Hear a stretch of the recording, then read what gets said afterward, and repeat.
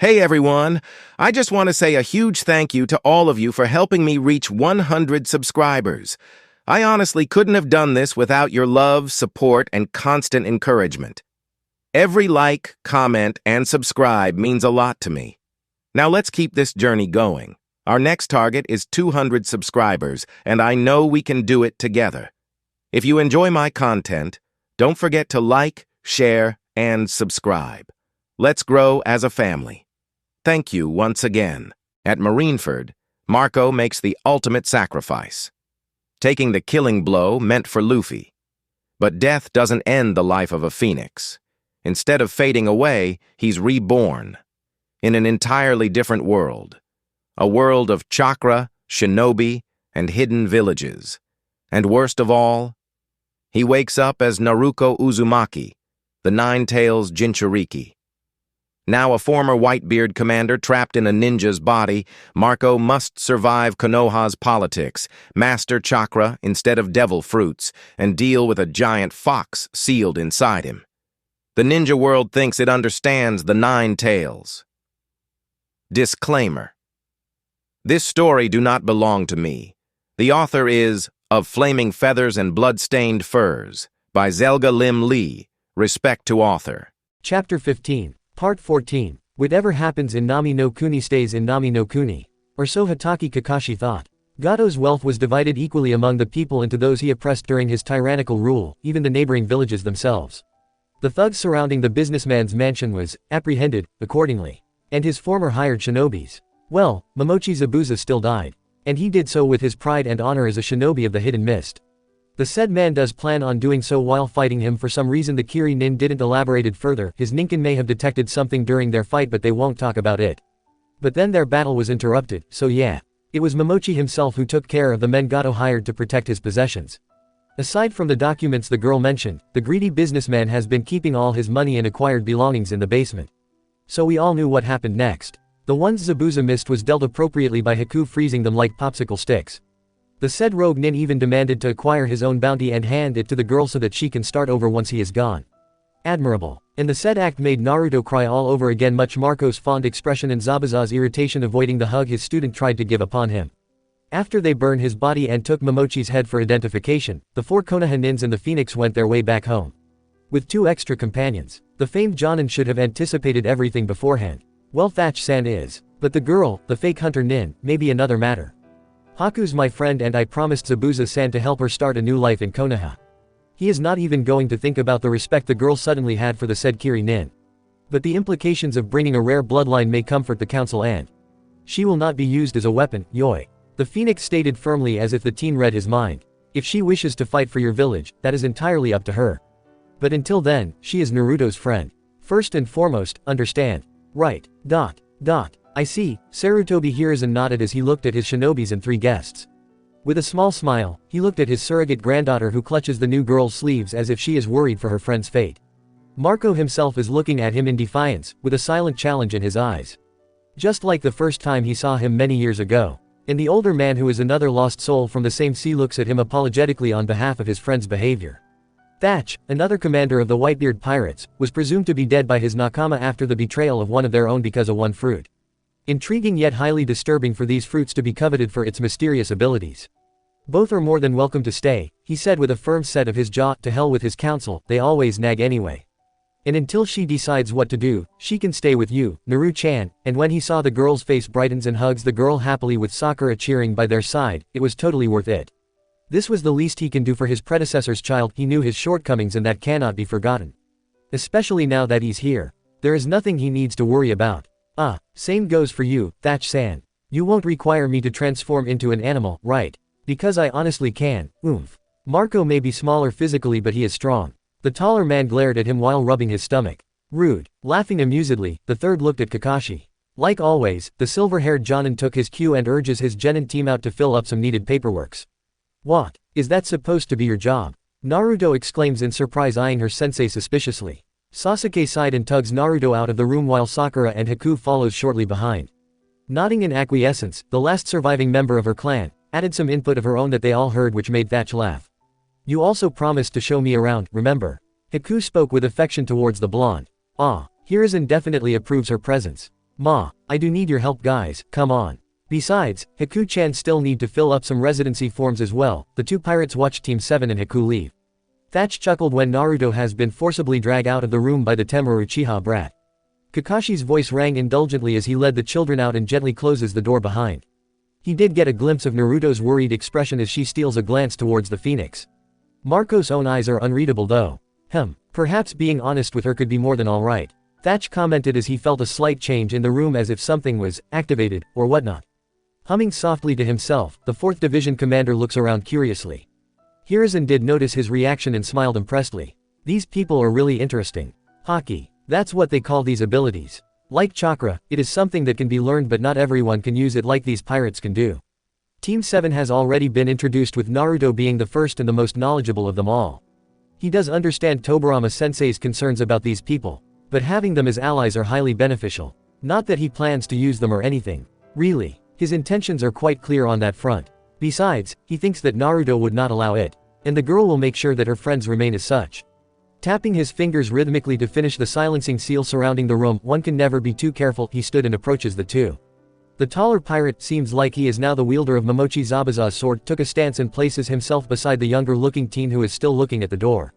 No need to worry, I won't take much of your time. With a quick glance from his window, Hiruzen notices Naruto with her new friend waiting outside.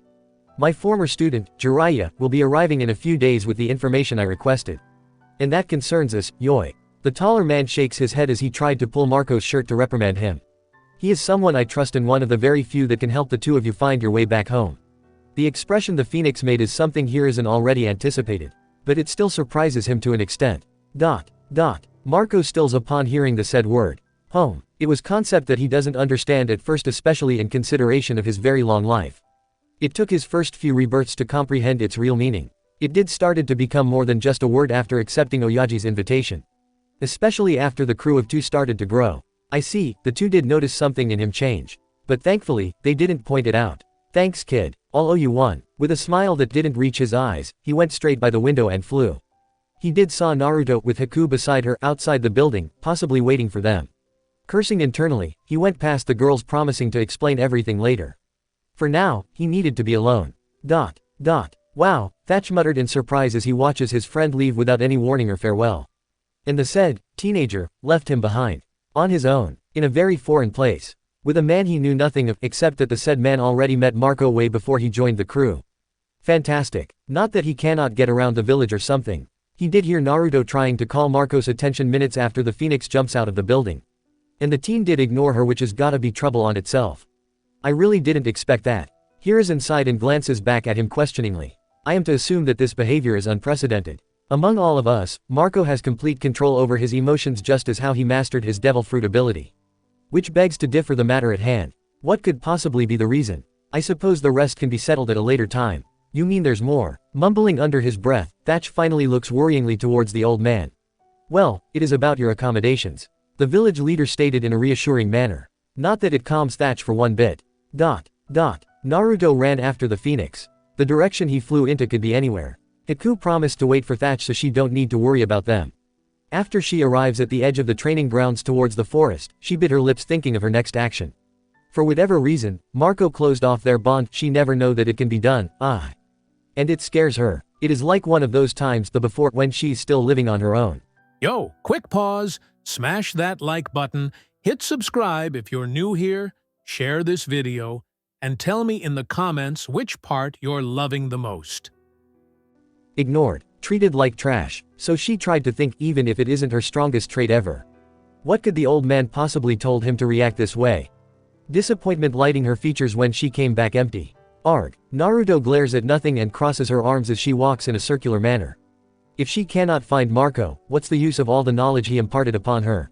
Fine, she'll do it the old-fashioned Naruto way. Kiba did told her that her tracking ability is not like an Inuzuka, but of something else. And add the fact that her bond with the said pirate is not just any connection. Alright then. After readying her Hitai-8 in black scrunchies, she can now braid her hair despite being unruly. Naruto bended one knee and places her right hand with the palm touching the ground. She closes her eyes and directed her awareness towards her center. After a few calming breaths, she counted a second up to a minute before expanding her chakra and releases small increments of web-like threads to track her target. Marco may not be aware of it, but he does have a considerable amount of chakra for a non-shinobi. And he cannot be considered a regular civilian either. Same goes for Thatch-san. Perhaps it is a pirate thing.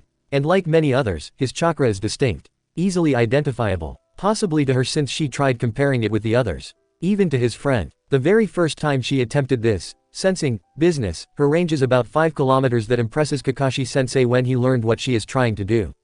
He even promised to give her a few scrolls about being a sensor, not that she plans to be one. This time though, she was able to double her range. It still wasn't enough, so she need to make it bigger, wider. Her perception traveled through the village up until she reaches the farther edge of the forest in the opposite direction. And a very familiar one at that. It was very faint, but, opening her eyes as she wipes a bead of sweat trickling down her face.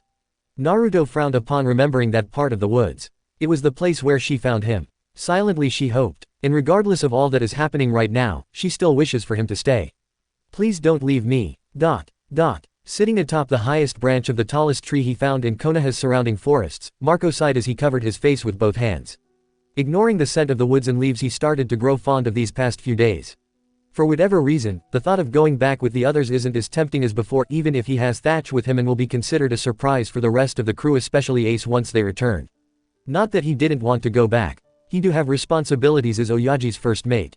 Don't forget about the old man's dwindling health. The entire crew. Their allies. The territories they vowed to protect. Everyone's dreams. And then there's Naruto. Clenching one fist as he dragged the other over his tresses, due to limited shaving gears except for a sharp kunai, Thatch was able to trim his hair in mohawk style. What does he really want anyway? As he pondered on these things, he did notice her arrival. She looks winded even. Seems like her technique used up majority of her chakra. A deviation of observation haki that surprises him after he read her notes on the said topic. Her sensing abilities do surpass a normal tracker as per Kakashi's own words. Even him. At first, he thought of her presence in his life as inconsequential. Like his previous rebirths, the one who took him in, helped him heal and then in some way or another, returned their kindness after he regained his full strength. Just like how he met a dreamer named Edward Newgate. He doesn't even remember what he did for that earlier life to end abruptly. But it was Oyaji who found him at the time. And instead of letting him go, he invited him to join his crew. And the rest, as they say, is history. Now it is her very presence in his life that brings confusion to his very being. His priorities. And yet, he don't want to let her go. It seems that he already made a decision. Unknowingly. It did soothe his earlier crazed thoughts. A resolve that he have chosen following what his heart truly desires. It may change his. That this decision might change both of their lives forever. ... Catching her breath, Naruto leans at the tree she knew where Marco is perched at. Since she already used up her remaining chakra, the drain of using her sensing technique and the exhaustion of their last mission is finally taking its toll. And she does need to find a name for this awesome jutsu of hers. Anyway, climbing up will require her remaining physical strength, but even that is about to go empty. So she'll just wait for him to go down, knowing that he already sensed her arrival. And as much as she needed refueling, the smell of Ichiraku's ramen has never been more pronounced. Naruto decided to postpone her reunion with her beloved meal. One could say that her priorities had changed ever since she met him. Marco seemed to have calmed down a bit and finally reopened their bond. Taking a seat, the blonde Kunoichi took out her journal and started writing, basking in Marco's comfort through their connection. Trying to sketch what his phoenix form looks like. It looks like a chicken. Maybe she'll ask Haku to draw it for her. He was. Marco's full phoenix form is really majestic. And the way he fights. It made her undeserving. Like she needs to be something more than just a girl who knows her value. She needs to be worthy of his presence. Like her old dream. Yes, she used to want the old man's hat. To become a Hokage. For the village to finally acknowledge her. Perhaps once she is this village's protector and strongest, he will look at her like she's his equal. That she deserves him. Her hands tightening on her pen, she scribbled furiously, adding a few more things to do with her life and plans for the future. She did felt him dropping down from above as the flames of his wings produces a bit of light. It was almost dark. Naruto. Finishing the last of her entry, the blonde looks up beneath her lashes as she capped her pen.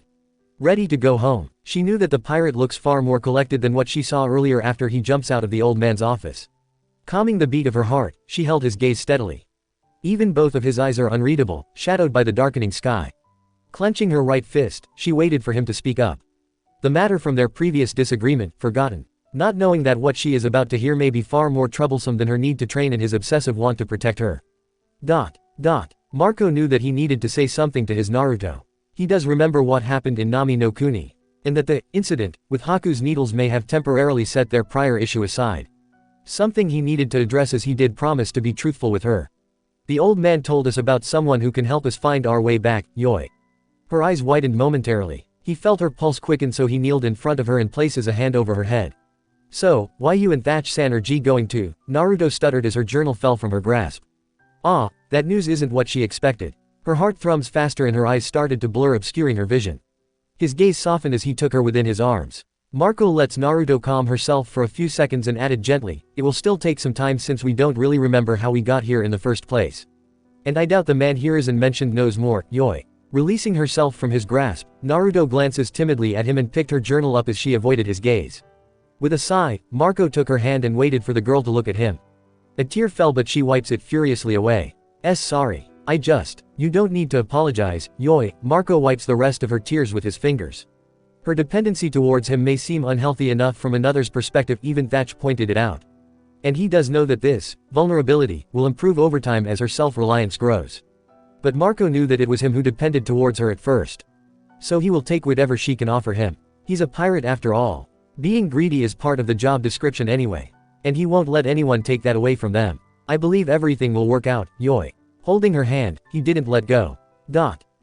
Interlude, Kakashi. When he found out about an unknown creature that Naruto found as her new pet, he eyed the said animal suspiciously. When it looked at his hiding spot, and all ANBUs that are assigned to protect her from the shadows, as if the bird knew where to find him, especially the others, he knew that the thing needed extra surveillance. The third obligingly agrees, knowing that he will still do the said task not out of duty or responsibility, but because he wanted to protect the last remaining memory they had left. So when he learned that the pet isn't just a bird, he was furious. But the third made him see how the said animal can protect her on his own way. Totally unacceptable. He's a pirate for Kami-sama's sake. And old, ancient even. The third even mentioned that he met the man when he was still a genin under Tobirama-sama's own squad.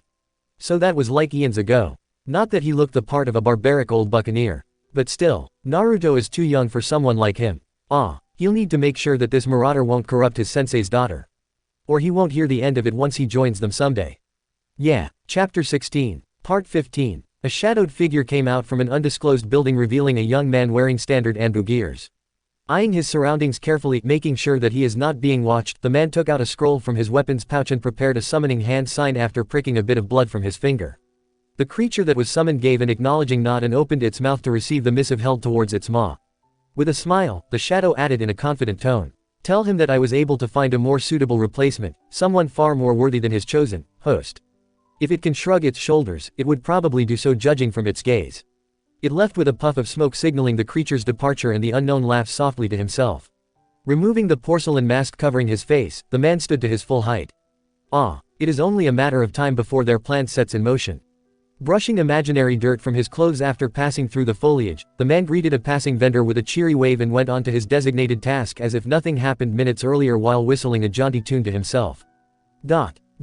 Meanwhile, Team 7 went back to their normal routine, doing random missions inside the village.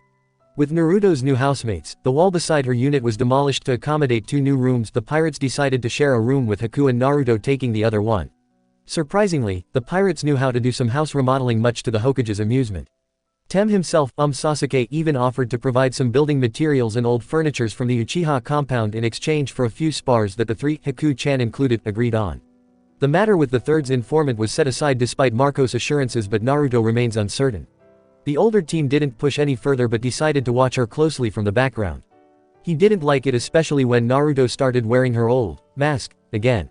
So when Kakashi decided to nominate the 3 to participate in the upcoming Chunin selection exams, Konoha will be hosting the said event that year. There are a lot of spoken argument and tension between the 2 unknown to the genins in question. They're my soldiers, Marco-kun. So if I decide to throw them into a pack of wolves to fight on my behalf, I will do so, the one-eyed Jonin stated firmly while his eyes never left his book. Marco's overwhelming killer intent is a bit muted and directed towards him alone, perhaps to hide it from his cute little genins who are currently with Haku learning about elemental affinities in Team 7's designated training grounds, mayhaps just to hide his anger from Naruto herself, but he ignored it all the same. He wanted to laugh out loud but stopped himself just in case when he used his book as a shield and Marco's left eye started twitching. Yo, quick pause, smash that like button, hit subscribe if you're new here, share this video, and tell me in the comments which part you're loving the most. As her friend, your duty is to support her. Raising his gaze, Kakashi saw the teen's back, both fists clenched tightly. With a sigh, the older man closes his book and puts it inside his weapons pouch to observe the phoenix better. Marco remains silent, but he did redirect his attention towards another direction, seemingly to avoid his comment. You do remember what her dream is, correct? Marco's glare intensifies as the pirate looks back at him. He growls angrily as Kakashi raises both hands in surrender, letting the teen stalk away from him. Thatch sighed beside them, who kept himself busy and as incognito as possible by polishing his new sword. Haku did promise to teach him how to seal Kubikiribocho if not in use. He admits that carrying the sword on his back isn't his style. Regardless of what you intend to do for the children's development in their careers, isn't this exam a bit too soon? Thatch did heard Haku mention how dangerous these exams are, thus he understand Marco's reaction. Smiling mysteriously in response, Kakashi gave him a victory sign, or that the said Jonin just wanted to rile his friend up.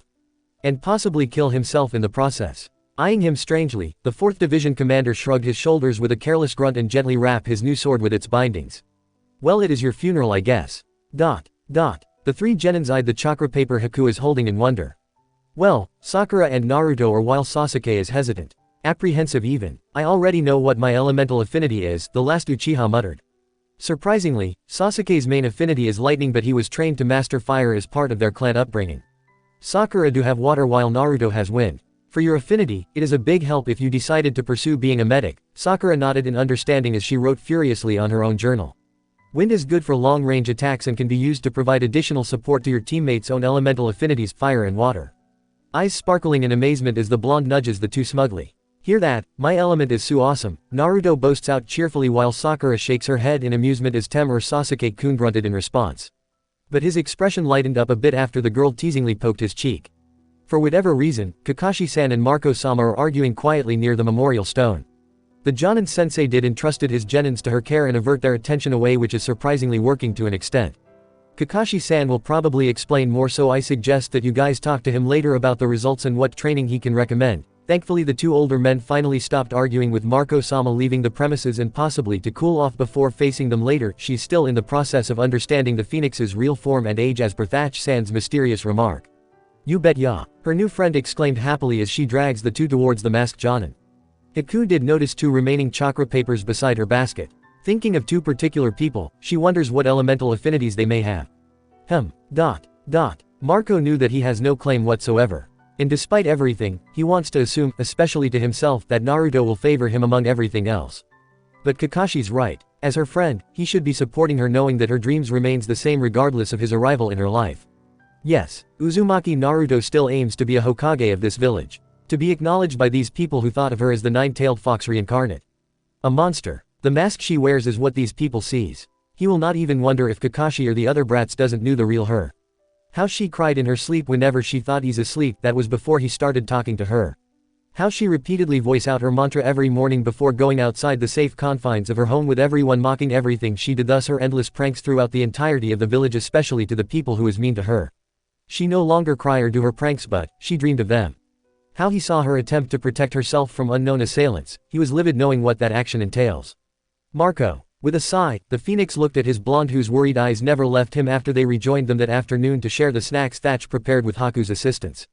Is everything okay? His eyes blinked slowly as he returned her gaze before offering a small apologetic smile.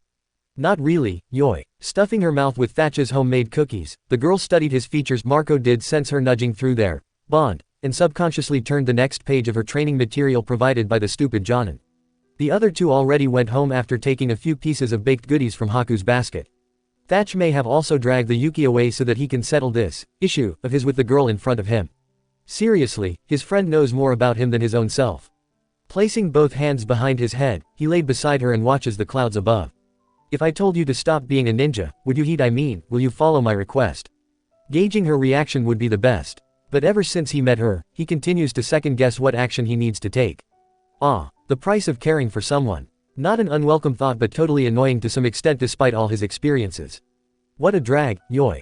Naruto stilled upon understanding Marco's question. Not that she didn't anticipated it, but hearing him ask it now makes her wonder. Did something came up? He is kind of tense after talking with Kakashi-sensei earlier. You are not asking me this because of what happened in Nami no Kuni, right?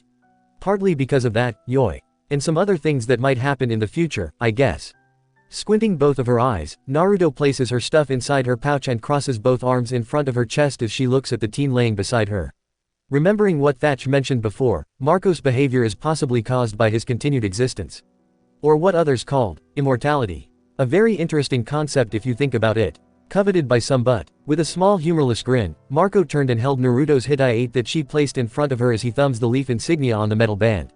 I just worry. That's all, yoi. Eyeing her softly, the older teen set the headband in her hand, covering it with his own fingers.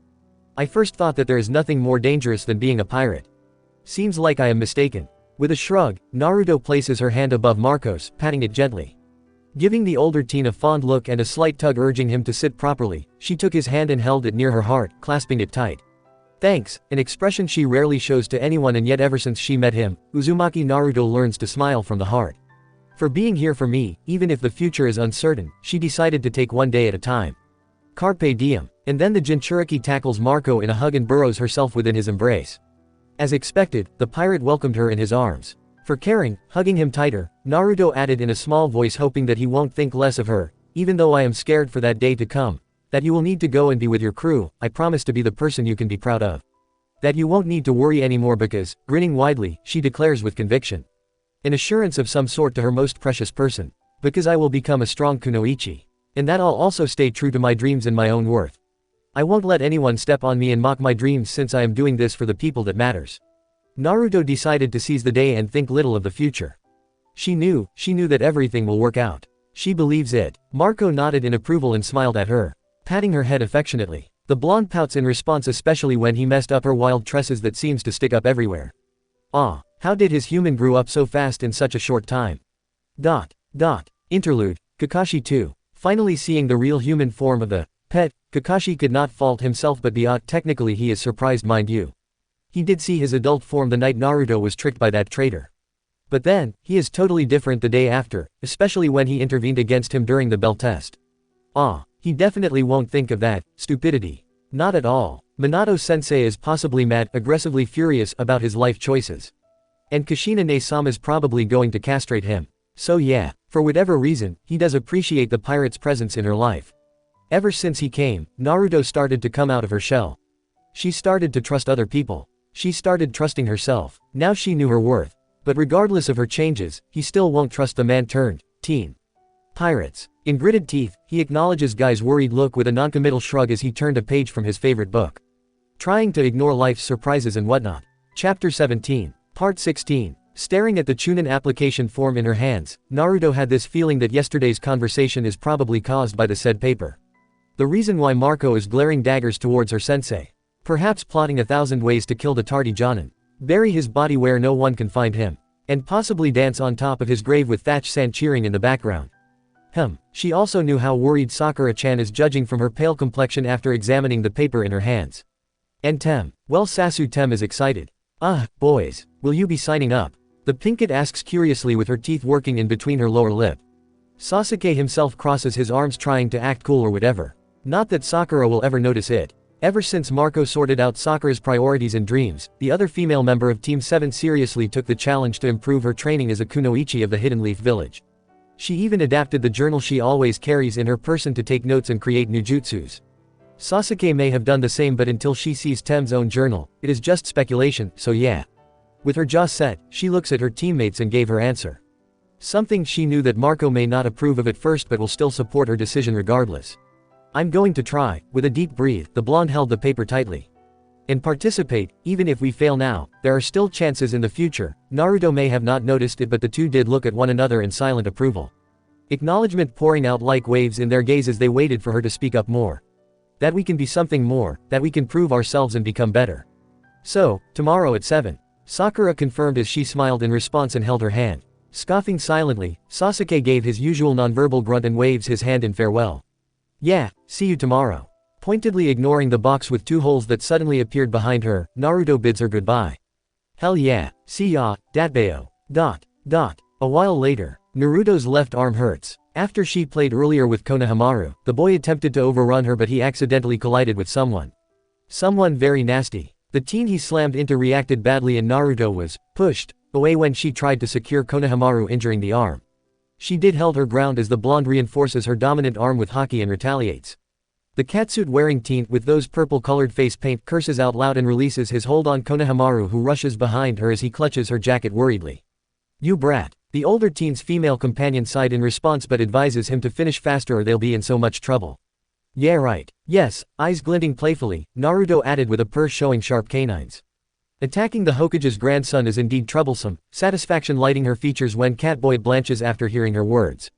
Immediately the teen changes tactic and took something from behind. The thing is wrapped in bandages and almost life-size. "Kankuro, stop. He might." It happened in an instant the moment the other girl said those words. Naruto felt it before anyone else. Immediately dragging Konohamaru behind her back with a half-drawn kunai hidden beneath her good arm, she ignores the sputtering idiot in front of her and faces a more deadlier threat. "Why you, do not ignore me. Kankuro." The voice came from the tree overlooking the street they are currently at as the newcomer appears in swirls of sand. Like Hinata, the boy has pupilless eyes and a kanji written on his right forehead. Standing upside down the tree branch, his killing intent overflows the area making it harder to breathe. Her ongle that is starting to get awfully familiar burns within and she lets it surround herself and Konohamaru to negate the other boy's negative emotion. Thankfully it worked, easing her friend's breathing. "Gee Gaara. They're the ones who, I." Catboy receives a venomous glare in response while the other girl stands like a statue beside him, trying to be inconspicuous. Interesting. The two foreign ninjas are scared. She wonders who this redhead is for them to act this way. The other foreign ninja reappeared in between them and Catboy immediately gave the newcomer some space. "Apologies. This will not happen again." The redhead nodded in her direction and despite his penetrating gaze, Naruto responded cheerfully much to the horror of the other two. "No worries. But as long as they don't do it again, we're good." Smiling politely, she held her hand towards him and the boy whose startled expression turns blank as he took her hand. From the back of her mind, she heard a very loud growl. Deciding to tackle her other issue at a later time, Naruto gave the boy's Gaara hand a gentle squeeze, feeling the trickle of sand starting to play at the back of her skin. Fascination lighting her features, especially when the sand surrounded her fingers. But then she sensed his arrival and the redhead's sand raises in defense as it stopped an incoming rock thrown directly at him. The others and Konohamaru shouted in alarm as the sand begins to surround the two of them.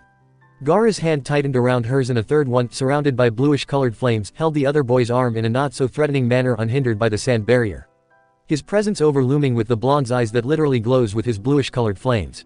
Scary. But weirdly enough, she can't stop herself from being drawn towards it. Marco's eyes looks way better than her own cerulean blue. Naruto can even taste his haki at the tip of her tongue. It felt intoxicating. "Ah, wait, what the? Hands off, boy," Marco stated menacingly. With a firmer squeeze on her hand, Naruto stopped herself from wincing. It was the injured arm. Damn it. While the pirate's presence gave the other boy another push, the older teen's right foot stepped closer despite the barrier's ominous reaction as Gaara releases her hand. "Ow, that's definitely going to leave a mark." Throwing his arms over her shoulders, Marco held her in a protective manner as he glares fumingly towards the foreign ninja. "I'll be seeing you around," Gaara said as he looks at her, ignoring Marco.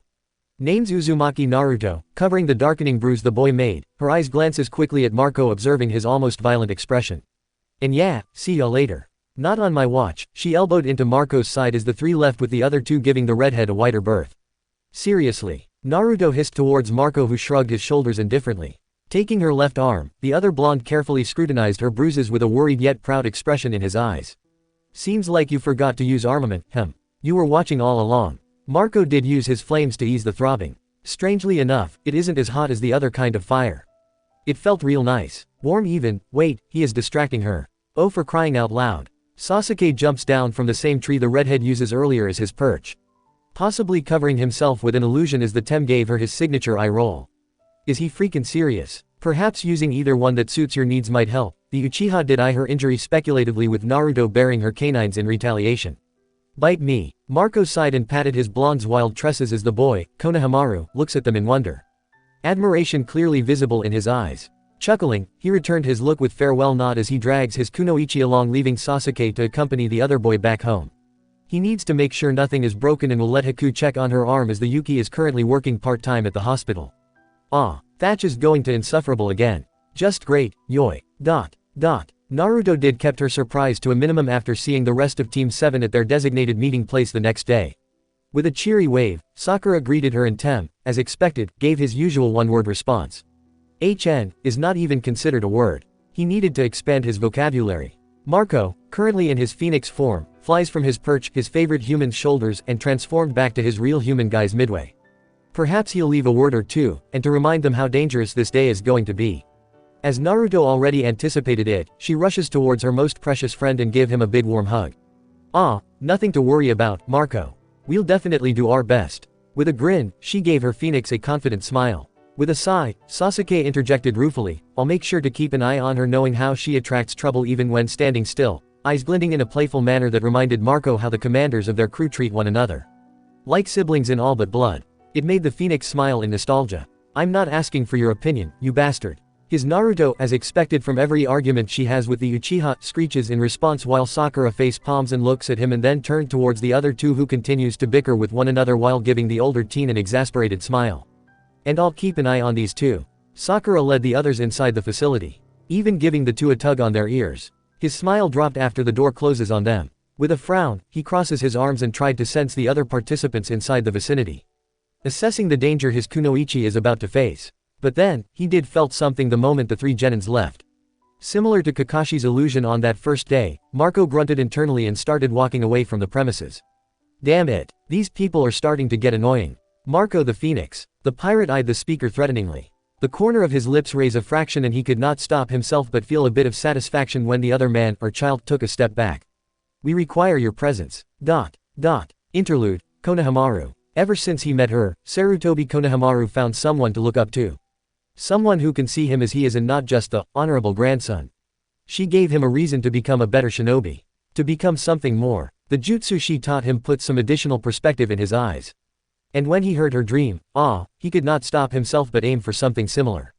It will make them rivals in the future though. But hey, who better than to challenge for the position of Konoha's strongest than his boss Ne-sama, right? Chapter 18, Part 17. The Anbu that appeared out of nowhere brought him to a very secluded place. There he noticed several others hiding in plain sight. Marco's lips thinned into a line when he saw another familiar face.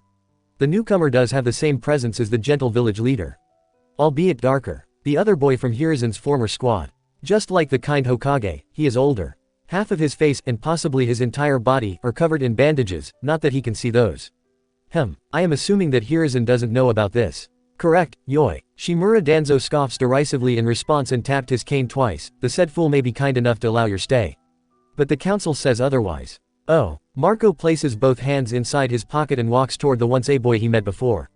Whose council? Another masked shinobi came forward and blocks his way. Others have shown themselves from their hiding places and raises their hands in preparation of a jutsu while the rest took out various weapons in their person. Unbothered, the Phoenix decided to give them a scare as he flares his very own, killing intent. Danzo grunts unaffectedly and raised a hand to prevent everyone from attacking one another as Marco raises one brow questioningly.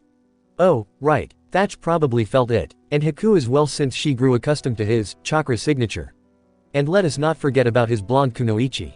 So he temporarily closed off their bond after giving her a calming nudge. What are you going to do about it, Yoi? With a huff, the man walks past him. But not before Marco heard a warning. One by one, they disappear until all his spectators are gone.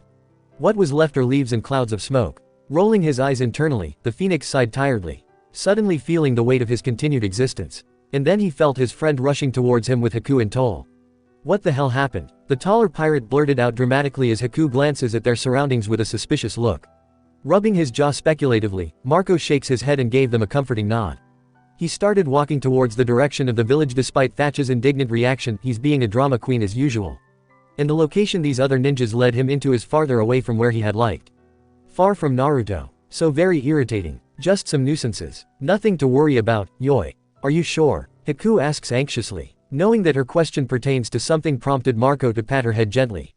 Yeah, I'm sure. Let's go back. The first stage must be over by now. He did notice the two look worryingly with one another. He felt dread especially when he noticed Naruto's panic through their bond after reopening it. Blue flames started to surround his arms as he transforms halfway. But Thatch was faster. His reaction time is slower if the man was able to stop him during transformation and held him in a tight grip reinforcing his hands with haki. Hold it right there, young man, is he fucking serious? Get your hands off me, Thatch. With a growl, Marco is about to kick the other man away. To hell with friends, Naruto is in danger. Thankfully, Haku's job in the hospital allowed her to treat Thatch's prior injuries. So the man was able to recover physically and can now be beaten up again. He means sparring or something like close to it, Yoi. Kakashi-san did advise us to watch over you and make sure that you won't interfere. But what we don't want to disappoint more is Naruto-chan, so, Haku added in a soft voice as she awaited Thatch's signal. Marco glares murderously at them. already preparing a string of curses with a dash of Haoshoku. Knowing that he had the will of a conqueror did surprise him greatly, especially when his friend mentioned it after his little exhibition on the bridge to direct towards the two, but then he did saw Haku's apologetic look as she did something before he lost consciousness. God damn it. After the crazy snake lady scared the bejesus out of her, Naruto tried to calm her nerves. Knowing that Marco might have felt it because of their bond, she's still in the process of closing off their connection like how he did it that other time. Hopefully, Thatch-san and Haku can stop the phoenix from his mother-henning tendencies. She appreciates it though, Marco's concern about her well-being. Because for the first time, someone cared for her openly without regard for anyone's opinion. Like he cares about her more than anything else's. That she matters. Oh, she knew Uruka-sensei, the Ichirakus, or even the old man does care for her. But then the village thinks differently and oftentimes made things harder for those people, so she kept her distance. Team the 7th of May be another matter, but yeah, she can sort them later. She called it compartmentalization. After she rejoined the others, she did glare at that Enko woman and the weird Kunoichi from Kusagakure. She opened her senses to familiarize herself with everyone in the surrounding area, especially after that gut feeling she felt earlier. They are being watched. Are you alright? The Pinkett asks worriedly while Sasuke hovers closely beside them. Nodding, she gave them a small smile and tugs them farther away from the closest group of other Konoha nins. Got a weird feeling about this forest. The female Jinchuriki proceeds to tell the two her suspicions and who to watch out for. Then we'll be careful, Sasuke interjected as he scrutinizes everyone. Even their peers. Hinata-chan and the others are watching them closely. Like they are about to go and defend her if needed after the fiasco from earlier. And then there's the weirdo in green spandex. He's still looking at her even after Sakura gave him a glare that he returned with a thumbs up accompanied by a flashy genjutsu. The girl from his team sighed in exasperation in response to his actions while shooting them an apologetic look. That unknown feeling came back especially when Shino gave her an acknowledging nod. Are they? Shaking her head to clear her thoughts, Naruto returned Team 8's a gesture with a shy smile and stuck her tongue out towards the other genin who chuckled amusedly in response. After a few minutes, the remaining participants gathered at the front to take their designated scrolls and went to the gate where they are assigned to enter the dreaded forest. It was the very same forest where Naruto experienced the cruelty of her childhood before meeting her precious person. With a firm set of her jaw, Naruto held Sasuke and Sakura's hands. Both look surprised at her actions but returns it with a reassuring squeeze of their own. Without looking at their reactions, the blonde is certain that they looked at her questioningly, wondering her need for physical contact. The Chunin who's manning their gate watches silently in the background. Naruto kind of knew that he is familiar ever since she started learning this sensing stuff more thoroughly. She was able to identify which chakra is owned or used by whom. He is possibly one of her hidden guards. Not that she knew why she is being protected from the shadows. Was it because she is housing the nine-tailed demon fox inside her gut? We did promise Marco to do our best. So, Sakura smiled and gave her a light pat on her head. She is not small, damn it, let's. As the gate opened signaling the start of second stage of the Chunin selection exams, Team 7 gave each other a bright grin, mostly the girls, while Sasuke gave an exasperated one of his own, albeit his Uchiha-ish kind of smile. He really is a bastard. Right. Mirth crosses his features as he stated challengingly towards the other two, last one to set their foot at our destination will treat the rest for a celebratory meal. Ha. Prepare your wallet, losers. I'm going to win this. Seriously, you two. Now's not the time. Sakura gulps nervously when the other two looks at her assessingly. She may have improved but, Sasuke noted as Naruto finishes the thought, speed is something she still lacks. An imaginary vein ticked and the Pinkett gave the two a bop in the head accompanied by a deadly glare as each nursed their bumps. Their watcher chuckled at their interaction but covered his mouth with a cough. Time is running, you three. Better hurry up. Watch me, Rat-san. I've gotten better, they're no match for me, Datbeo. The unknown shinobi have this startled look on his face as he watches Kakashi's brats enter the forest, wondering how the said girl knew his Anbu codename. He really needed to talk with the others. Seems like they need to reassess the pet and his influence to their favorite prankster. A possible threat, or something more. Interlude. Rock Lee. He knew of Gai-sensei's friendly competition with one Hitaki Kakashi. Following his example, he wishes to do the same with the other Jonin's prized student. And possibly Neji's if he decided to take note of everyone else aside from his own, self-imposed, mission. Staging a brief entertainment for the other participants and possibly to weed out unnecessary competition, he's having a youthful time of his life much to Tenten's resigned exasperation and the Hyuga's amusement. But then they came. As interesting as it is to finally meet the last Uchiha, he was drawn to the other female member of their squad. The pink-haired Kunoichi is very pretty. But, the other girl, whose eyes spoke of self-doubt and wears a mask of indifference with a brave front, a mask, is the one he's automatically drawn into. As if sensing his undivided attention, oh he is curious alright, the blonde turned towards him, gave her own assessing look, it felt a bit weird though as if she is seeing something only she can, especially when he thought she nudged at him mentally, and then after a few minutes, returned his look with a polite smile and a small wave. Afterwards, she dragged the Uchiha and the other girl upstairs, ignoring everyone else. Oh, did they notice the genjutsu already? That was fast, Tenten commented while picking up some stray dirt under her fingernails with the sharp tip of her kunai. No, they didn't, with a frown, Neji noted as they watched the three left to join the other examinees on the correct room. Looks like this day is going to be full of surprises and excitement, Unperturbed, Lee smiled widely. He's most delighted that Guy-sensei decided to nominate them for this year's Chunin exams. The springtime of youth sure looks promising now that they're here. He cannot wait to fight her. Ignoring the chill, he suddenly felt upon the said thought, an eagle-sized chill. And the Uchiha, of course. Let us not forget the boy who was assumed to be the strongest in their generation. If he failed to do so, he'll make sure to run around the village by his hands in 500 laps. Or double it in the event that he fails. Chapter 19. Part 18. Naruto isn't new to fighting for her life. Her right to live, especially now that she knew why majority of the villagers hated her. It was because of the Kyuubi. Disregarding the said thought, she focuses on her surroundings. In their current dilemma, she was separated from the others when a gigantic snake appeared out of nowhere and attempted to eat her. That blasted serpent swallowed her whole, damn it. So she took care of that real quick. She already knew that overeating is bad for one's health. But the slime that she had gotten from staying inside the creature's stomach, totally disgusting. Anyhow, seems like the threat finally made their move. Keeping her agitation to a minimum, hence to avoid Marco's possible intervention, she rushes towards Sasuke. Whoever attacked her is after the Tem. Was it because of his swirly red eyes? She does admit it looks okay, but no one can really compare to Marco's eyes, especially when it is on fire, figuratively. Or there could be another reason that made the bastard so obsessed and getting stronger. Either way, she'll stop them. She won't let anyone harm her precious people. Despite the animosity during their academy days, Sasuke is reinforcing her hands with haki. Naruto attacks, surprising the fool that tried to kill her. Sasuke's a friend. Get down. A brother. Using her newly learned wind jutsu and applying the concept of her sensing stuff thingy, Naruto releases her wind chakra with variants of wild gushes in every direction. She really need to think of an awesome name. Thankfully, Sasuke was able to drag Sakura down and protected themselves by hiding in one of the fallen trunks to avoid the onslaught of her super wind jutsu. Their attacker, surprised by her sudden arrival, wasn't able to dodge, thus he was sliced into pieces.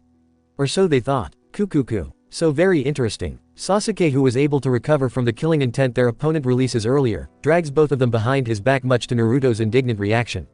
No one told me how good the village pet has become. The tattered remains of their enemy revealed an androgynous-looking man or woman with long hair and snake-like features who commented cheerfully. His or her disguise paving way for a more intimidating individual. Shut it, you HMMPRH. Sakura finally recovered her bearings and places her hand over Naruto's mouth, shutting her off. Giving Sasuke a short glance, the Pinkett watches their attacker cautiously. Why would Orochimaru of the Sannin be interested in lowly genins like us? Laughing boisterously, the now named Orochimaru removes the skin that peels off his face from Naruto's wind attack, showing his real face. The three reacted methodically. Naruto rolls her eyes in frustration by the absurdity of their current situation, and positioned one another in a strategic way to protect each other's backs. That was noticed as soon as they started moving by their attacker, who shakes his head in amusement. That is for me to know. With a wide grin, the man releases another wave of killing intent more potent than the first one, and for you three to find out. Unlike his earlier attempt, Team 7 was able to counter his sake that earns a slight frown on his features. And then, the blonde created hundreds of clones which she transformed into copies of themselves and swarmed at him, a poorly disguised attempt to fool him. Solid clones. Caused by Mizuki's idiocy if he is not mistaken. Perhaps the girl needs to be put down to stop herself from interfering with his plans, especially after he saw the boy's dependence towards her. No, that won't do. He needs Uchiha Sasuke to be what he was before. An Avenger. With that said, Orochimaru laughs out maniacally and destroyed all the clones who attacked him, leaving his prey on their own with no escape. You are mine, Uchiha Sasuke. Damn it. The bastard summoned another fucking snake who is way bigger than the first one. Thankfully, she has Tem and Sakura this time, and they were able to devise a plan to lure the creature away. But then the maniac appeared out of nowhere, popping like a stupid mushroom, trapping her and Sasuke with a gravity something jutsu as he took hold of Sakura threateningly with a kunai close to the Pinkett's jugular. As much as it amuses me to see the three of you fight me and somewhat succeeding, I have better things to do than waste my time on. Fuck you, you damn bastard. Raising one brow for the profanities that came after, the Sannin pushes Sakura on her knees and pulled her hair back as he kneeled behind her, preventing any movements from the girl. The two paled especially when the man draw his kunai up despite the pinket's whimper. Orochimaru's eyes sparkled happily upon seeing his victim's blood. Stop it, let her go. And because of that chance, the snake Sannin decided to make his move especially when he felt a very powerful chakra signature coming their way. It wasn't Hiruzen-sensei or Jiraiya, who could it be? Better get it over quickly or he'll never have another chance. An hour or so after the first stage of the Chunin exams. Thatch was preparing something special for the children to enjoy with everyone once they finished the second stage of the exam. Perhaps he needed to add Marco's favorite dessert as an apology for their attempt to contain him. Haku is kinda tense especially since she is the perpetrator of their current shenanigans, but he assured the kind girl not to worry about their actions. That in case Marco needed to blame someone, he'll take full responsibility. But then, he sensed that something is so very wrong. At that exact moment, Marco's haki, or what these people called chakra, spiked to epic proportions, especially when they felt him wake up. Judging from the shudder their apartment felt, possibly the entire building itself. Well, ever since he started hanging out with the children, he grew awfully familiar with their own haki. Aura or chakras. Damn it. Haku stands in surprise seeing his murderous reaction and that the door to their room slammed open, showing Marco's partial phoenix form. He is really furious. If you do that again, I swear to God you'll regret it. Taking the armband where Kubikiribocho is sealed, Thatch rushes towards the window, opening it wide for the other pirate to pass through. You can definitely scold me later for that, Marco. The taller man motioned Haku towards him to clear the way, even if I regret nothing about it. But for now you need to go, quickly. He did wince slightly after hearing Marco's colorful profanities directed towards his person. After the phoenix left with trails of feathers and flames, the two jumps outside and was greeted by Kakashi and one of the Anbu assigned to watch over them, who probably felt the commotion inside their home. Thatch-san, what's wrong? Kakashi asks anxiously. As the only shinobi who accompanies the younger-looking pirate more often than the others, the said man is one of the very few who knows Marco's temperament and homicidal rages. I'm surprised you haven't felt it, but Naruto and the others are in danger. Haku hastily answers on his behalf. The girl tied her long hair in a bun as per her usual get-up whenever she's training or preparing for battle. Looking at the other masked shinobi questioningly, Kakashi followed as they rushed towards the Hokage building, where the third is already waiting for them with Nara Shikaku, the Jonin commander, and another set of ANBUs at the topmost floor overlooking the entire village. We already know that the exams itself is dangerous. Thatch muttered disbelievingly at Kakashi's indignant reaction. But why would a high-level ninja fight with 3 genins in the first place? The Jonin did pale at that declaration, especially when the third frowned in response to the pirate's statement. I received a report from the borders that 3 participants from Kusa are found dead with their faces stolen. Sarutobi added with dread filling his veins. It can't be. He knew one person capable of such horror. What? With an unperturbed look, the third gestured for the Nara to give an update of the situation. Shikaku. Enko is en route, but we all know that she is no match for him. The Nara stopped and may have sensed something significant, especially after Kakashi, the pirate, and the girl turned their gaze towards the direction of the Forbidden Forest. I am assuming that your attention is caused by the other one, who is supposed to be here. Well, now that you mentioned it, Thatch scratches his goatee apprehensively and looked at everyone, who were all looking at him in turn, waiting for his response. Haku-chan included. She took pity on him and explained everything up until Marco's murderous outrage minutes ago. I am not certain if I should worry about anyone who crosses his path, Shikaku muttered, disbelief clearly heard from his voice. He did heard rumors about the teen that can transform into a blue flaming bird who took a liking to his son's former classmate and the current jailer of the Kyuubi. It could also be his imagination, but he might have seen the Hokage relax, albeit a little. With a sigh, he ordered his ANBUs to mobilize for a possible attack. TCH. How very troublesome this day is. Back in training ground 44. Sakura can feel their worry. But she knew she has to do something. She cannot depend on anyone forever. Someone told us, wiping the blood that seeps from the wound the Sannin gave her, Sakura tried to stand to her full height and directed her own will towards the Sannin. Power isn't given, it is earned. Oh ho. Placing a hand on his hip, Orochimaru cocked his head curiously with an amused expression as he pushes her down further. Is that so? Remembering Marco and Haku's teachings, Sakura reinforces chakra into her fists and coated her back with haki, not noticing the disbelieving look the man suddenly gave her. With a deep breath, she raises her left arm while twisting her body backwards. Grabbing a handful of her hair the Sannin uses to hold her, she quickly procured a kunai from her pouch with her right hand and sliced it, separating her from him. Surprised at her actions, she took advantage of that opportunity and draw her fist back. Shanaru. Shattering the ground, she smirked triumphantly as the Sannin jumps out of the way of the crumbling land before them. Sasuke and Naruto rushes beside her as they watch how Orochimaru's features turned a little more vicious.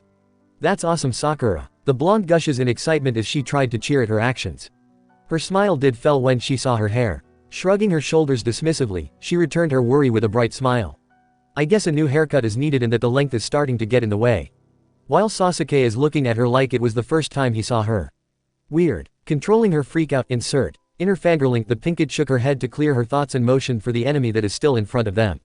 Focus, guys. He's still eyeing us. The Sannin gave them a bloodthirsty grin and attacked. Sakura could not stop herself but froze in horror when the man summoned another of those slimy creatures, overwhelming the three of them with their numbers. Naruto tried to use her wind chakra with Sasuke using his fire. But the snakes paid no mind for their slaughtered kin and continues to swarm them at the same time. All Sakura can do at the moment is pray for a miracle as her body started to feel the effects of their current situation. The two did turn towards her worriedly when she fell on one knee, breathing harder than before. Hoping, Okami-sama, she hopes that he's on his way. Help us, Marco. Interlude, Gaara. When he saw her, he could not stop himself but shiver with anticipation. Mother is ecstatic. They could not wait to taste her blood. But then he saw him. Someone he needed to dispose of real quick. Someone who will make sure to keep him away from his prey. No. They won't let him. He will eliminate him first. Make him suffer. And then he will allow him to watch how he destroys her. How he will let mother drink her blood. Giggling in excitement as he continues to ignore his pathetic siblings who watches him cautiously across the room, Gaara made a perfect replica of Uzumaki Naruto using his sand. Ignoring Baki's warning look, he uses his chakra to purify it. In its wake, after the last sand particle fell off, a miniature crystal statue of Konohagakure's Jinchuriki with 9 tails and ears of a fox stands regally at the palm of his hands. A truly frightening sight if you ask someone, especially when the statue's eyes glow red. Disclaimer: this story do not belong to me. The author is The Flaming Feathers and Bloodstained Furs by Zelga Lim Lee. Chapter 20. Part 19. Marco's eyes saw red. He may have felt something like this before. Edward is being cocky and attacked a promising captain by the name of Sengoku. As expected, the rascal bites more than he can chew and was overwhelmed by the Marine's desire to uphold justice. Something similar. A finishing blow that should have taken the pirate's life, and yet. After he arrives on the scene, he saw the children and his Naruto surrounded by hundreds of snakes. As expected for any conqueror, animals tried to avoid him, especially in his current condition, and these damn pests scattered away after they sensed his arrival. Those unfortunate enough died by his sharp talons. But the bastard who targeted the children, for whatever reason, escaped. With his favorite kunoichi missing. Fuck it. Growling murderously, he tried to follow their bond, knowing that the surrounding forest interferes with his senses, and possibly Naruto's, so he tried real hard to rein in his temper lest he frighten the children. But the fact remains, he is furiously mad. He is Marco-san. Giving the caller a baleful stare, the female Anbu Haku did advise him to call them by their code names judging by the design of their masks, who faithfully followed him through the forest, stands firm beside Sasuke and Sakura, who awaits their next move. I know you are worried. But until we can locate her, you need to calm yourself. I am calm. He is perfectly composed. His voice betrays no emotion and thankfully controlled his haki just so. The rest of Team 7 did look at one another worriedly. Pinching the bridge of his nose, he breathes deeply and turned to look at the two genins, ignoring the other shinobi standing beside them. The two of you looks like shit, yoi. Eyeing Sakura's new hairstyle and the scrapes surrounding their bodies, especially the wound on Sasuke's leg, Marco noted dryly with mild interest, thinking what kind of injuries his human received for this particular debacle. The Pinkett did gave him a tired smile as the Sasuke muttered something incomprehensible. Crossing his arms, he looked at the boy and urges him to speak up. Biting his lips, almost drawing blood, Sasuke clenched his fists in anger. Berating himself. Why is he so weak? Remembering that day, he couldn't imagine why the universe hated him. Why did he let him live? Sasuke. Startled, the Uchiha looks at Marco in surprise. The Phoenix sighed and places his hand over Raven locks. You cannot blame yourself. He's after me, Sasuke blurted out as he turned his back after removing Marco's hands away. He noticed Sakura being gestured by the female Anbu with her gloved hands glowing with healing chakra. Adding in a tone full of self-hatred which is clearly noticeable by the ever-observant eyes of the blonde before him, Sasuke avoided Marco's gaze. That man took her because of me. Because he wanted to remind me my mission. Your mission, yoi. The last Uchiha gritted his teeth but never gave his answer. Sasuke sends the pirate one regretful look and activated his Sharingan. I will try to track her chakra signature. Follow me. Sakura worriedly turns and looked at Marco for guidance. The Phoenix did frown in response to the younger boy's reaction and motioned for the girl to follow the Uchiha into the foliage. Scrutinizing Sasuke's retreating back, Marco taps the inside of his crossed arms in a thoughtful manner. Tell me, Neko-san, the female Anbu stills upon being addressed. He kind of knew what their protocol entails. Any shinobi from their ranks and on duty must not interact with their charges. Hikudid gave them a rundown of how a hidden shinobi village runs itself, even their ninjas and their responsibilities. But, was it really that bad, Yoi? These pirates, particularly this one, just couldn't stop himself for caring, Azuki Yugao noted bemusedly. It is, with a sigh, she prepares a hand sign and disappears in smoke and leaves after giving the information the Phoenix needed. It was Uchiha-san's older brother. He looks after the people who is precious to his Naruto. But what she heard from the pirate gave her something to think about. Seems like Konoha does keep skeletons in her closet, What does he mean by that? As Naruto felt the Phoenix's overwhelming presence, oh dear, he is fumingly mad she couldn't stop herself from grinning widely. But then a few of these stupid snakes surrounded her arms and legs. Not before she saw Marco's terrified reaction when she felt herself being dragged somewhere away from her team. Far away from her Phoenix. And then darkness surrounded her vision. As Naruto reopened her eyes, she found herself tied to a tree with the traitorous bastard sending off one of his snakes with a scroll being swallowed by its mouth. Ah good, you're awake. Let me go, you bastard. Clucking his tongue in a reprimanding manner, Orochimaru turns and gave her a condescending look.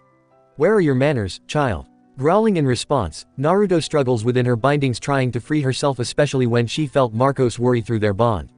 I'm an orphan, asshole. With a smile that is more malicious than anyone she knew, she stills when he responded to her statement. Oh ho, and what about that pirate, Did he ever teach you to respect your elders? With a sigh, he added with a knowing look as he observes her darkening reaction, I suppose expecting something good from those kind of people is a letdown. Two blood-red eyes opened from the shadows as it felt the turmoil Uzumaki Naruto suddenly felt. Fear, anger, hatred, huffing and annoyance, 9 enormous tails surround its form, ignoring the trail of chakra pouring out in between the bars of its prison towards the center. Wondering what the brat will do with all this negative emotions. What did you just said? Fascinated, he saw the girl losing her composure as red chakra started to surround her body. Her eyes turned slitted with her whisker marks a bit thicker. Don't talk as if you know him. The girl is starting to fuse with the Kyuubi's chakra as her bindings started to melt. Something that can pose as a threat to his plans. Or something he can use to his advantage. The Sharingan's evolution, the Mangekyo. With that in mind, he prepares a 5-element seal and applies it to counter the girl's own 4-symbol seal and disrupts the flow of her chakra. The girl cried in pain as her own and the fox's chakra stops abruptly. Like a pond of water blocked by a large boulder. Cackling madly, Orochimaru releases his bindings and the girl fell like a rag. Strangely enough, she still has the strength, albeit a little, to move away from him and tried to get up. In evidence of her Uzumaki lineage. He got this feeling that he probably knew who her mother is. Regardless, he will make sure that her suffering will push the boy to his limits. Grabbing a handful of her hair, the Sannin whispered something to her ear and then kicks the Jinchuriki towards the river. The stream will take her to his chosen rendezvous point. The rest of his minions knows what to do next. With that in mind, he allows the shadows to swallow him. His anticipation bubbling in the surface like second skin. And because of his presence in this forest, his former student is on her way to greet him. Perhaps reminding her ownership will satisfy his annoyance from failing to mark his prey. It is only a matter of time. Marco stills when he felt something so terribly wrong. It was like, Marco, what's the matter? The Pinkett asks worriedly. Even Sasuke stops and pales considerably after seeing his reaction. Their bond closed off unexpectedly. It was like she died. Denial bubbles within his very being for the said thought. No. Ignoring the children's attempt to call his attention, he transformed into his full phoenix form and flew upwards. Zooming into the sky, Marco spread his wings and followed his senses. Disregarding the breathtaking scenery this particular forest offers, its beauty lies within a cacophony of discord and a pitiful attempt to mask the dangers one could ever imagine. Just like the dangers the New World has to offer with her islands and the ever-changing weather. But, no matter what it takes, he will find her. Even if he needs to turn the entire forest upside down. Or burn everything to ashes. Stay strong for me, Naruto. I'm coming. When Naruto woke up the second time that day, she felt like flying. Floating. Like someone is carrying her. Did Marco and the others found her already? Trying to identify the scent of the person carrying her, The smell is all wrong. She did remember the sensation. Of sand and teal-colored eyes. Wait, what the? Abruptly, she attempted to move, surprising the one who is carrying her, which is no other than Gaara himself. Accidentally hitting him in the face, the blonde pales after seeing the bruise on the redhead's chin. I'm so very sorry, Gaara-san, I didn't. Remembering that day's event and the worry she felt for Marco, the blonde Jinchuriki could not stop her tears from falling. The Sand Genin frowned upon seeing her cry, wondering why he felt troubled for her unexpected reaction. Strange. Wiping her tears away, the girl continues to snuffle a little, ignoring the pain in her gut. Looking behind him, Naruto couldn't find his teammates. They're already in the tower. Gaara answered as if predicting her question. What? Her mouth agape, the girl observes the boy standing before her. Oh. Gaara did notice their onlookers that continues to shadow them. Earlier, they were about to take her away, but his arrival stopped whatever plans they may have.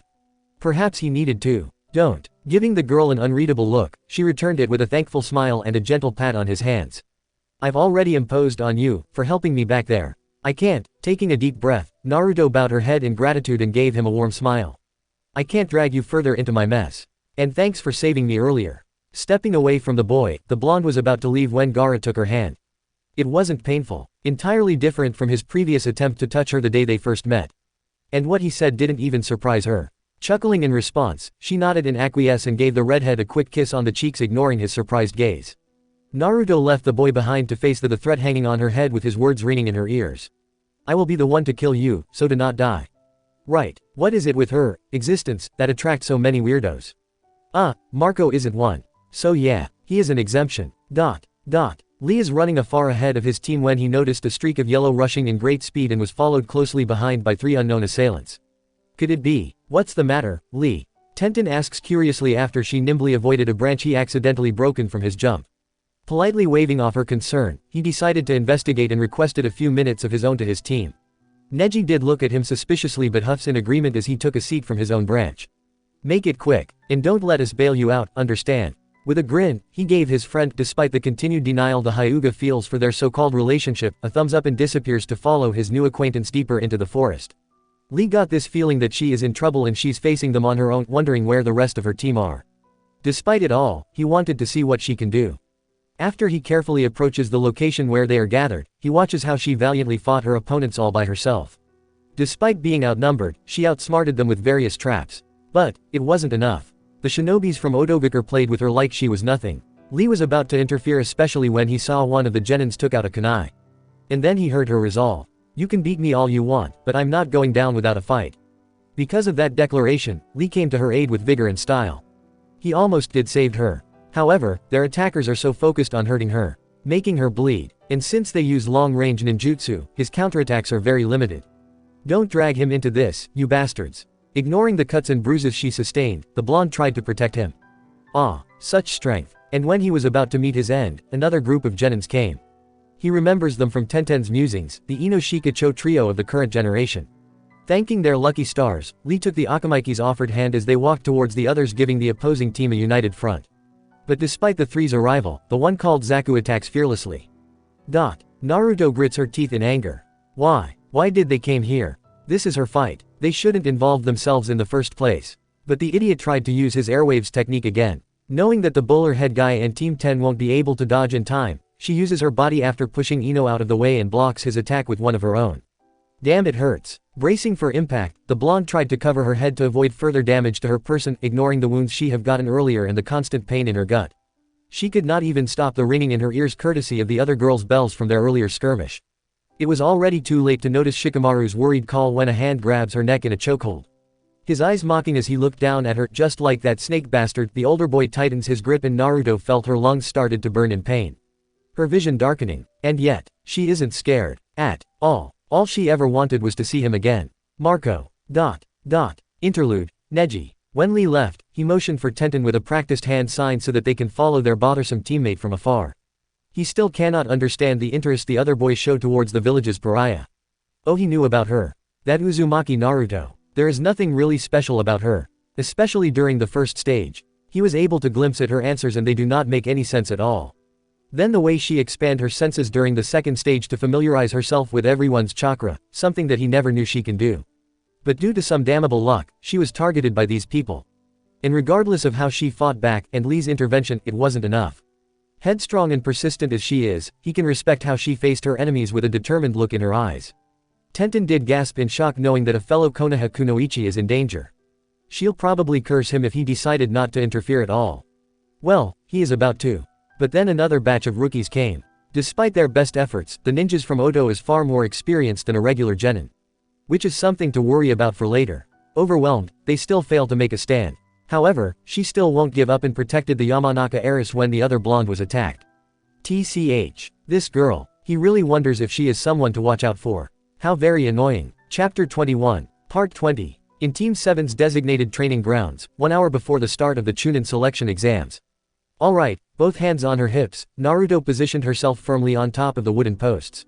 Listen up, both of you. Is this really necessary? Sasuke interjected, but he was silenced with a glare by their other teammate. He does not know if he will feel relieved for Sakura's change of heart or her so-called admiration towards him and her newfound determination to train harder and become a better shinobi.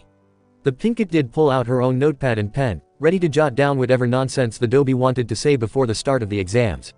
Yes, it is absolutely necessary. Sakura commented without looking at him. With a sigh, he turned his attention in front to observe the bimbo standing before them. He might have squawked in surprise, he didn't shriek, mind you, as he found Naruto staring right at him, downright serious with a determined tilt of her mouth. Thankfully, Marco is nowhere in sight. Pushing the blonde farther away from his face with a finger, Sasuke was about to comment something nasty, he will apologize later and… As the strongest, we expect you to lead of our team, understand? What is that? And I will provide additional insight and guidance. Finding another way if the option available isn't beneficial to everyone.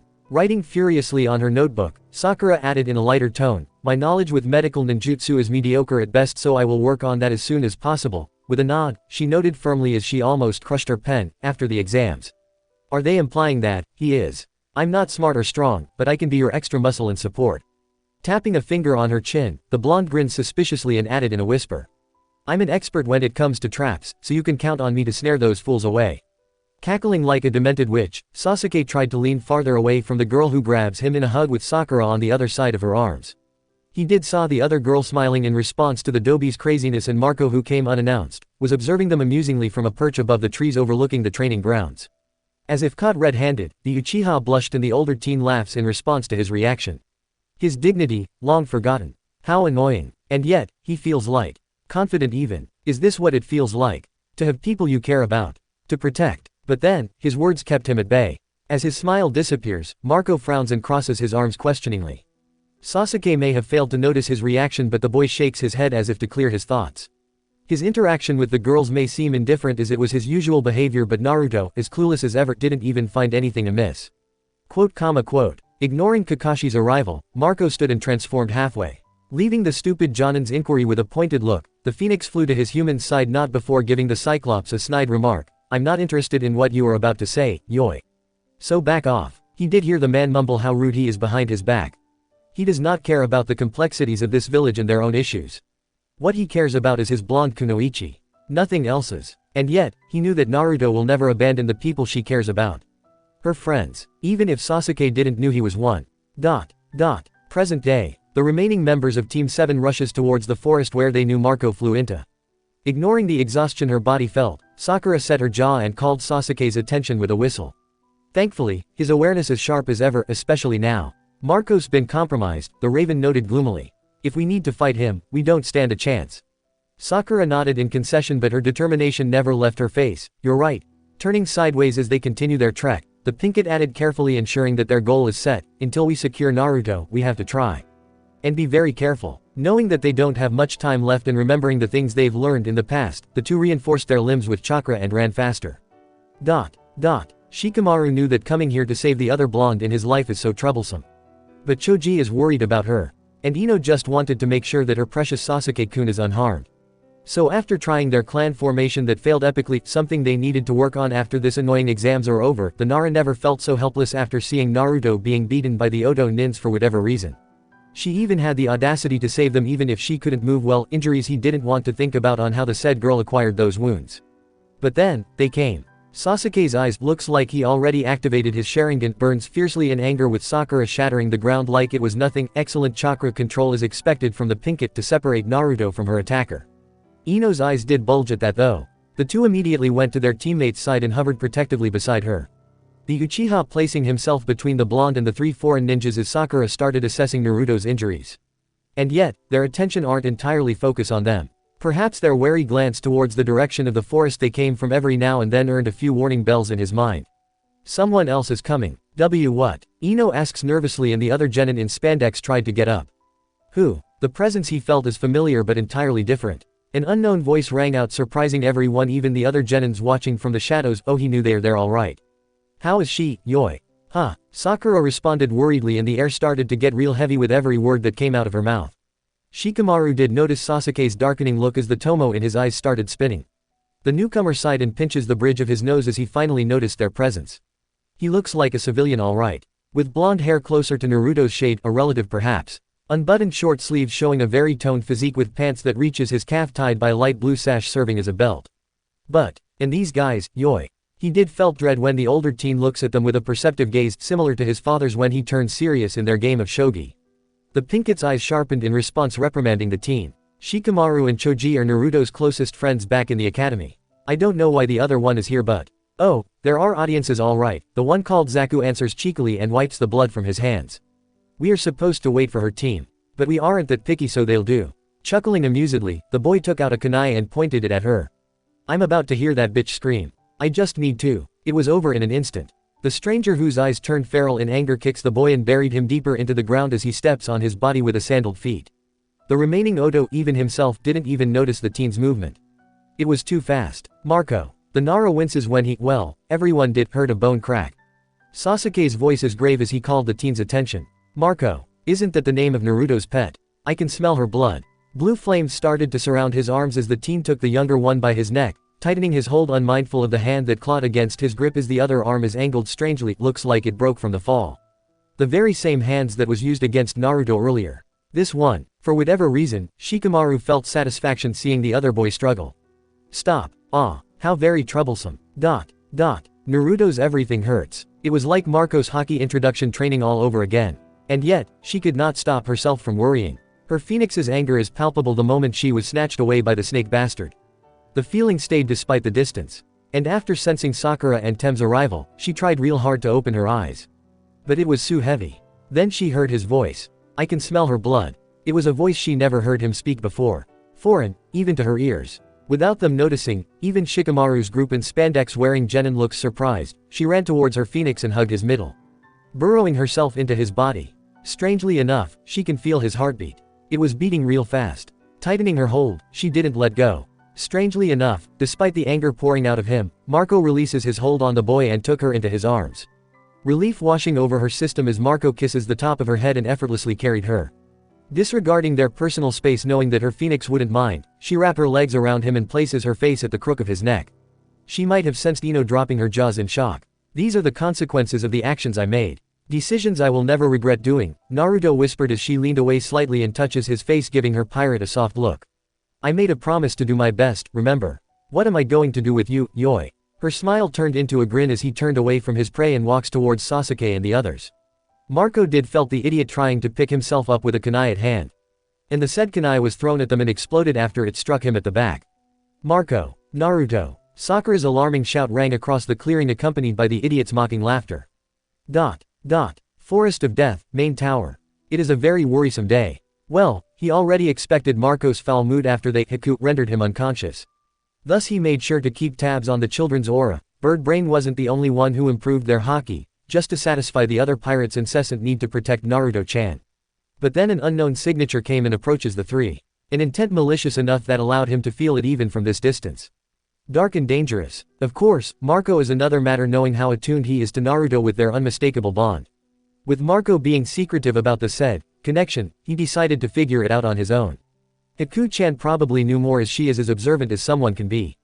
But the girl is loyal and may possibly confer with the other pirate more since it was his friend who gave her another purpose in life. Team 7's Jonin sensei may be another matter. And despite the animosity the man felt towards Marco and vice versa, the silver-haired ninja is keeping a mum on things. Especially to the pirate's relationship with his student. With a weary sigh, he did notice the Jonin commander observing him from afar. Securing his armband, he gave the other man an acknowledging wave and took the bottle of water Haku provided with a quiet thanks as they await patiently for the second stage of exams to end. Feeling better, with a grunt, he drank to divert his attention from the unease he continuously felt from Marco's chaotic emotions. That overgrown chicken is all over the place. I think I'm gonna have a migraine with the size of an ostrich, ah. Strangely enough, I don't sense anything from him. With a frown, Haku commented as she looks outside the window preventing a smile to grace her lips from the pirate's favored pet name to his friend. Perhaps I need to sharpen my haki a bit more, turning to face the man so that she can offer some ointments for his headache. The former hunter Nin saw Kakashi-san walking towards them with a grim expression on his eyes. The first team that arrived is from Sunagakure. But the boy Sasuke mentioned went back to the forest on his own. And you worry because of him. How so? Avoiding their scrutinizing gaze, Kakashi scratches his mask-covered cheek. Haku did wonder the same exact thought. Unless the said boy took a sudden interest to our ramen-loving Kunoichi, the Jonin did choke on that, so she decided to leave the men in their discussion. Leaning by the windowsill, the Yuki watches the view from outside, silently hoping that Team 7, especially Naruto-chan, is alright. Please be safe. ... Rushing towards the explosion, Shikamaru stops when Sasuke prevents him from passing through. Are you blind or something? Hissing angrily, the Nara was about to slap the Raven's hand away when Sakura hastily places herself between the two of them with a serious expression in her eyes. Watch very closely. Shikamaru, look. Choji sounds astounded for whatever reason. Ino's mouth is yet to clamp itself shut and continues to watch the scene unfolding before their eyes. And yes, he did falter after seeing the flames of the explosion succumbs to flares of embers and blue, the exact point on what is supposed to be the remains of Naruto and the older teen. TCH. How very irritating, yoi. They're alive. How? Seeing the tag accompanying the weapon, he transformed partly and made sure that Naruto is protected with a wing. The kunai did embed itself on his back, he just mended the damn shirt and felt the explosion surrounds his body. Just the same, he kept his full attention to the kunoichi in his arms and tugs her closer, keeping her safe. Allowing his flames to do their task, he dispelled it after ensuring that the fire wouldn't reach Naruto. And despite the blast, her exhaustion had gotten into her and he could feel shallow breaths coming out of her lips. She's tired with all these wounds. He can't even sense their bond despite having close contact, like something is blocking them, damn it. With a growl, he releases a concentrated wave of Haoshoku directed at the foreigners and glared murderously at them with a warning. 5 seconds is all I have for you. Stay or die. Dosu knew the threat this newcomer presence is real. The teen didn't even had a scratch on him from the explosion despite the kunai pinned on his back. And the heavy feeling he releases is starting to get suffocating, especially as it was directed towards them. Signaling kin, they left while tugging Zaku, who continues to struggle and prefers to finish the mission. We won't be able to complete our task if you kill yourself now, idiot. Thankfully the other boy understood and finally settled down, allowing kin to treat his injuries, ensuring that they are in a distance far away from the leaf brats and the stranger himself. You will have your chance. For now we wait. Zaku spits annoyingly to the ground as he rolled his eyes internally in response. Seems like he failed to mention something very important about this mission. The target has a protector of her own. TCH.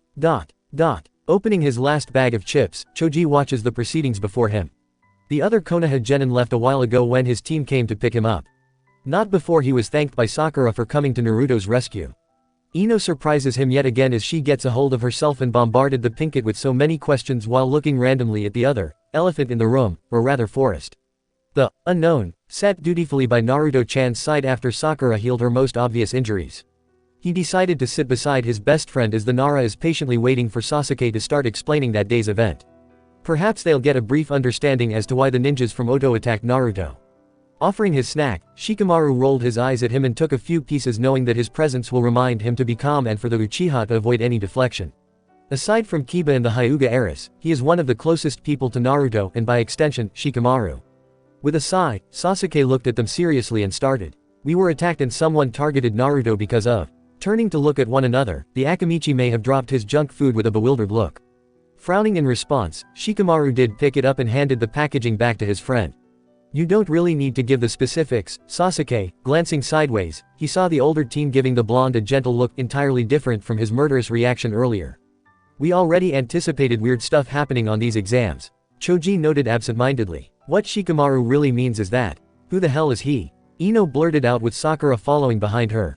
The Pinkett did gave the Uchiha an apologetic look as she sat beside her teammate. Huffing inwardly, he tugs the other girl to sit as they waited Sasuke's further explanation. We know that he isn't a participant but an outsider. Unless his presence here is expected, how will that even work at all? They are telling the truth except from one thing. Not that it matters, but someone he knew was almost mutilated right in front of him. And is Marco, the name of Naruto's pet bird? Choji added curiously. Seriously, yoi, Team the 10th of may have jumped in surprise as the teen in question spoke behind them. Not that Team 7 will point it out. How did he? Marco chuckled in response to their hilarious expressions. Picking up the bag of chips the Akamichi drops the second time that night, he took a few pieces for his own and gave the junk food. If Thatch is here, he'll probably lecture the boy to stop eating these kind of snacks to its owner's hands. Sitting in between the children and his brats idly wondering when he started calling Team 7 a part of his own, he still got a clear view of Naruto's slumbering form. Not that he'll have a hard time coming to her defense if the worst is yet to come, which he highly doubts. You don't need to keep my presence a secret at all, Sasuke, Sakura. But, Sakura mumbled and the pirate grinned at her as he turned to face the others. Shikamaru did swallowed nervously feeling the gaze he received. It was like he is being assessed by the older boy. Marco did shake his head and gave the Nara a comforting nod. He did remember his observation for the said boy. And to avoid unfounded assumptions, he gave them a brief information of the world he came from. And why he is here. You see, I came from a faraway place. Pausing slightly, he showed the children a nostalgic look and glances towards his human. A place that is entirely different from the elemental nations. With a smile, he added softly. And it was Naruto who found me. The rest, as the saying goes, is history. Interlude, Shikamaru. Arriving at the tower, he looked at his surroundings making sure that they aren't followed. He did see a few other participants coming from the trees. They'll be fine, Choji assures his friend knowing what thought passes through his gaze. Hell yeah, they got Sasuke-kun in their team. Ino added confidently. He'll be able to bring those harpies with him and get here without trouble. And yet Naruto was taken despite your Uchiha's presence. No. He didn't mean to be sarcastic, but that day's events is a clear reminder that something is trying to break the cycle. Something far larger than what they can take. And seems like Team 7 is right in the middle of it. Unknown to the three, they are being observed closely by a floating eyeball. If it has the usual skin covering, it might have blinked in confusion. Before it was noticed, it dissolves into grains of sand as it returned to its maker.